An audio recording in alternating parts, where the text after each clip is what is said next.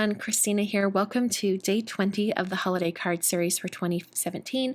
Today I'm starting out with some drawing gum, or this is a masking fluid. And I've got some watercolor paper in front of me as well. This is some Strathmore 5x7 watercolor paper.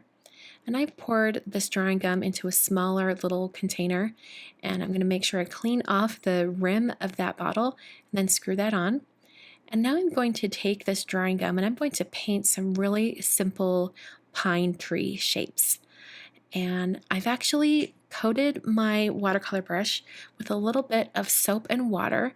I got this tip from a bunch of you, or actually you reminded me of a tip that I knew back in college that I'd forgotten, which is if you coat your watercolor brush with a little bit of soap and water, just a tiny bit, really diluted, it kind of prevents the drying gum or the liquid masking fluid from gumming up your brush, and it really saves your brush, and you don't have to throw it out or use anything really cheap or anything like that. You could use a nice brush if you wanted to.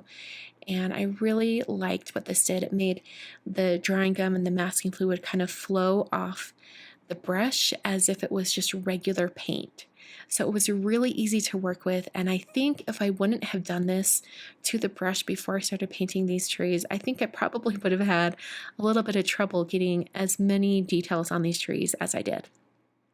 So I basically just painted them on with like a vertical line creating the trunk, and then just dabbed on, like with a dabbing motion with my brush, adding those branches.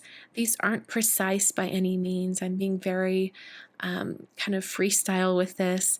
I just wanted some good tree shapes. The one thing you might want to remember or think about if you've never painted trees like this is remember to leave gaps.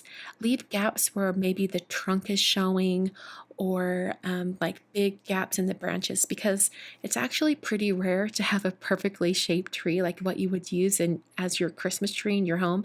It's pretty rare to have a really perfectly shaped tree out in like on a mountaintop or something like that.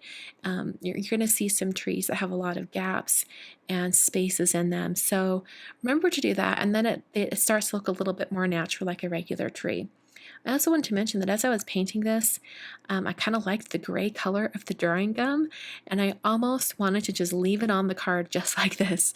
But since I was already going and it was drawing gum, I did go ahead with my plan for my card. But I think it might spur me on to create a regularly painted card with trees like this. I think it'd be really fun and pretty. So I'm using some Mijello Mission Gold paints today, and I'm going to do some ink smooshing but with watercolor paints. I've taped down my painting here to a hard surface so that it doesn't warp too much, and I'm taking my paints and putting them on a piece of clear plastic. I'm going to turn that over and kind of smush that down onto my project here. And this was a little bit dry. I didn't spray it with a water bottle or anything, and so I will actually take my distress sprayer bottle. You can use whatever water bottle you have, and I just added a little bit more water onto this, and that got the color really flowing. But the reason why I wanted to do this smushing technique today is I wanted the really organic shape around the edges. And I didn't think I'd be able to get that if I just painted over the top. I really like this sort of out of control look that this has, especially when it's paired with these trees that don't look precise, that they're very kind of free form and have lots of gaps in them, and they're not like perfectly shaped trees. I think having an imperfect edge to all of this coloring really matches it and lends itself really well. So I used 3 different colors for this, and I kind of used the clear plastic sheet to smush this around and kind of move it around. And as far as that clear sheet goes, you could use a bit of packaging. You could even, I've showed in the past, in fact, in this holiday card series, I've showed doing this technique with a sandwich bag. So you can do this with a lot of different clear surfaces. You could put it on a clear acrylic block. You could do a lot of different things. So I'm going to hit this with my heat tool just to help it speed up the drying process. And then I took my, this is an adhesive eraser, and I'm just using that to help pick up all of that drying gum or masking fluid. But really, I could have just rubbed my finger along the surface of that, and it sort of balls up and starts to peel off the surface of the watercolor paper. So while I'm removing this, I want to give you guys a couple tips when it comes to working with masking fluid.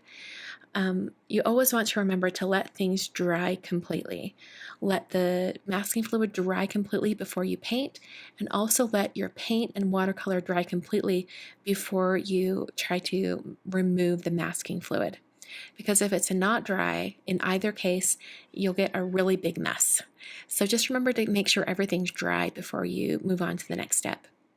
I'm now using the Snowflakes stamp set from Avery. I'm going to use this greeting at the bottom that says Peace on Earth.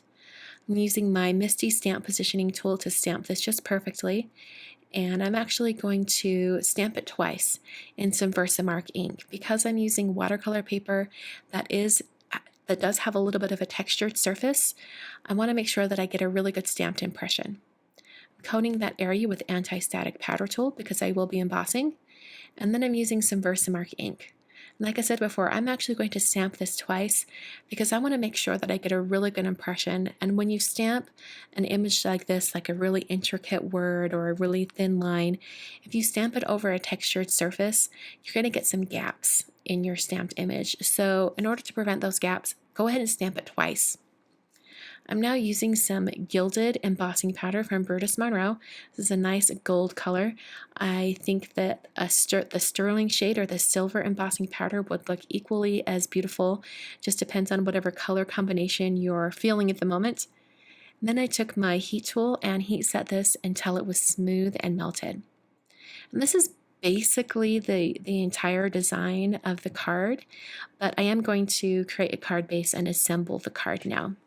As far as the card base goes, it's made out of some Neenah Classic Crest Solar White 110-pound cardstock, and I've cut this to be 7 inches tall by 10 inches wide so that I can score it at 5 inches and create a 5x7 card. I couldn't bear to cut down that seam anymore, so I'm just having it be the entire card front. So I'm using some Tombow Extreme adhesive to adhere this watercolor piece onto the card base. And this is a really great adhesive for adhering watercolor paper that's been painted, because even if your watercolor is a little bit warped, this adhesive is very, very strong, and it's going to hold it onto that card front without any problems. So that's the card for today, day 20 of the holiday card series.